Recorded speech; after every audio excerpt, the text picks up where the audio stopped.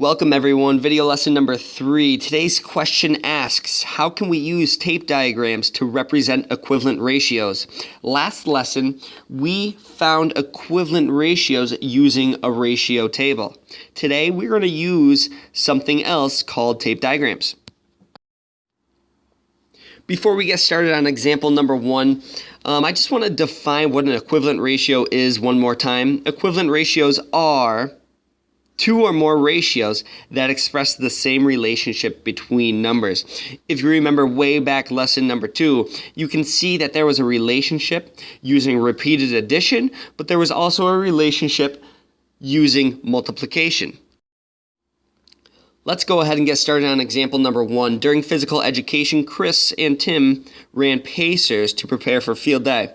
The ratio of the number of pacers Tim ran to the number of pacers Chris ran was 2 to 3.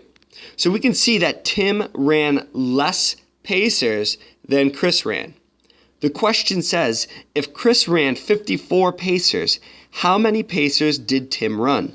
Use a tape diagram to demonstrate how you found your answer. A tape diagram is just another tool to use to visually represent equivalent ratios. We're going to represent Tim and Chris's ratio using tape diagrams like so. I know that Tim has 2 and Chris has 3. I call each one of these boxes 1 unit. So Tim has 2 units, Chris has 3 units. We know that Chris ran 54 pacers. So his entire 3 boxes represents 54 pacers. Now, the big question is, what is the value of each one of these units? In order to do that, we have to do 54 divided by 3. When we divide 54 by 3, we know that the value of each of these units is 18. The same is true for Tim. Because Tim has 2 units, 2 times 18, or 18 plus 18, is 36. So the question asks us, if Chris ran 54 pacers, how many pacers did Tim run? We now know that Tim ran 36 pacers. Moving to our second question in example number 1, the question asks us, if Tim ran 60 pacers, how many pacers did Chris run? Use a tape diagram to demonstrate how you found your answer. So once again, we can write the same exact tape diagram of Tim with 2 units and Chris with 3 units. So in this case, we know that Tim ran 60 pacers. So his 2 units are worth a total of 60 pacers. That being said, the value of each of these units is 60 divided by 2. The value of each of the units is 30. The same is true for Chris. Each of his units are 30. 30 times 3, or 30 plus 30 plus 30, is 90. So how many pacers did Chris run?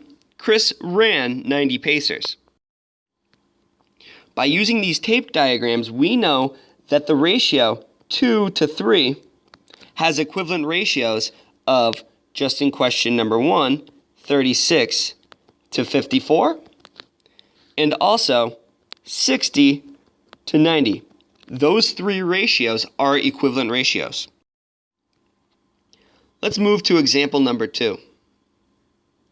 Example number 2 says, during the morning announcements, it was stated that 2 out of every 7 students at QMS has an overdue library book.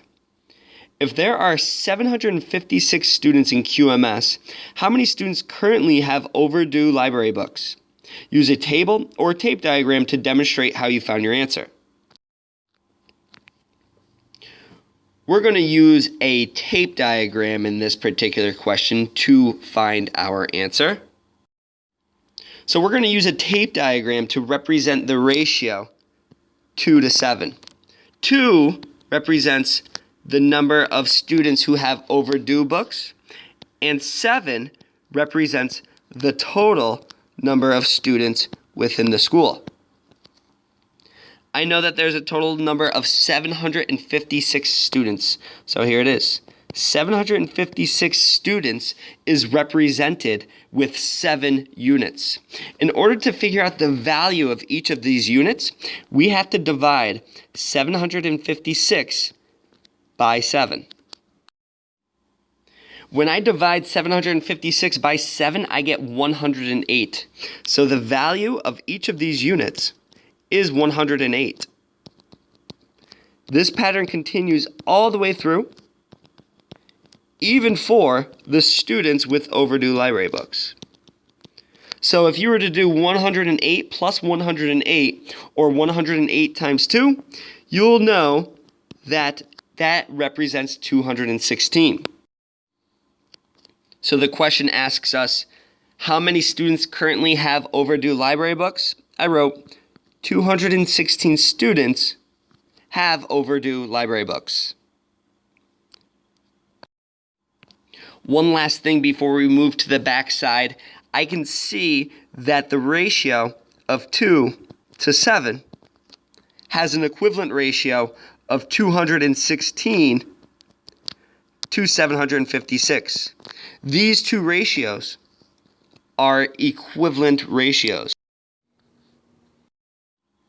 One last example for video lesson number 3. Example number 3 says the ratio of boys to girls attending Queensbury Middle School is 7 to 5. And there are 84 more boys than girls. That's going to be important. Question number 1 says, how many boys attend QMS? Use a tape diagram to demonstrate how you found your answer.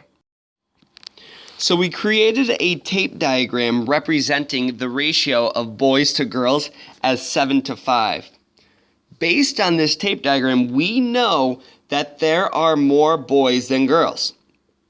In fact, it tells us that there are 84 more boys than girls. This information where it says 84 more boys than girls is very important. If you were to look on your tape diagram, you could see that there are actually 2 units that the boys have that the girls don't. There's 2 more units in the boys ratio than in the girls.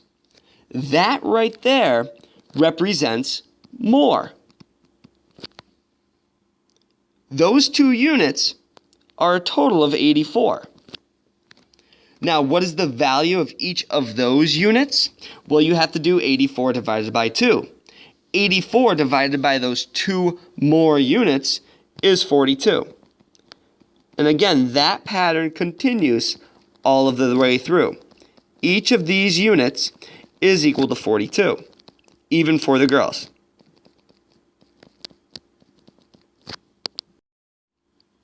So how do we determine how many boys attend QMS? We just do 42 times the 7 units we have. And by multiplying 42 times 7, we know that 294 boys attend QMS. Question number 2 says, how many girls attend QMS? Use a tape diagram to demonstrate your answer. Rather than making a new tape diagram, we can use the exact same information from above. We know that the girls have a total of 5 units. And we know that the value of each unit is 42. So we can just do 42 times 5. The product of 42 and 5 is 210. That being said, 210 girls attend QMS. Last but not least, number 3, how many students attend QMS?